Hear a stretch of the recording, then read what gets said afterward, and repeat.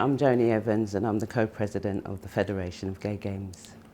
Well, I've always loved football, but didn't think that as an adult that women played football at all. So I was doing a recreation and leisure course at Westminster, and during doing a football teacher's course, part of the course, the tutor there said to me, "Oh, you should play." And I'm going, "But there's no women's football." And he goes, "Yes, there is. There are teams." And that got me really intrigued.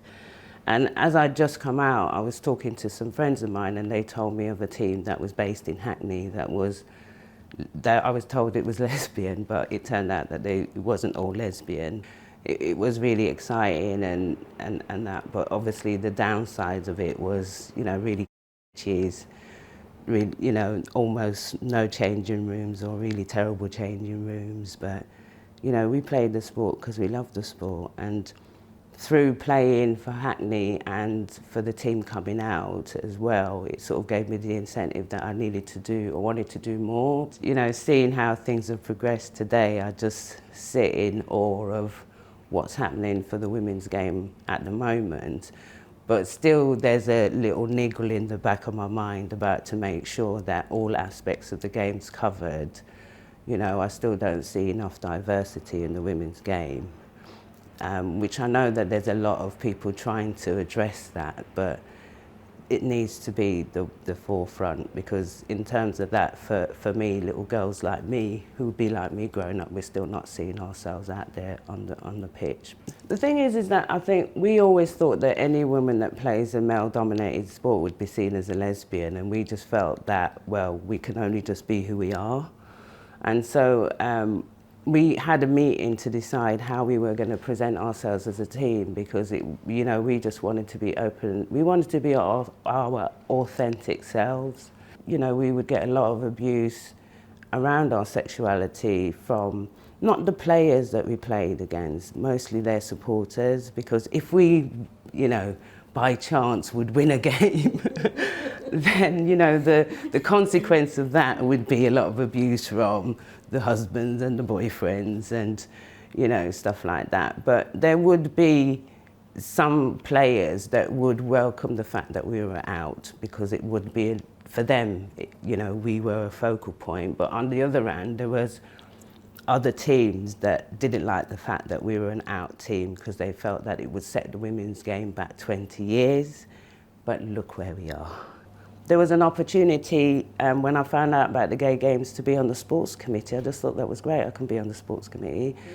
And not knowing what it was, but it was just really about having a point to talk about what sports there were for the games and how they progressed. And there's then knowing that there's a International Lesbian and Gay Football World Cup that happens every year that we didn't know about. And fortunately, I got gold in Sydney in the games, which I never thought that would happen for me. But I think I've only ever done what I've wanted to do. And in doing that, it means that I'm hoping that I'm empowering people to know that they can do the same. We did the bid, London bidded to host the Gay Games for 2018, but we lost out, we weren't successful against Paris.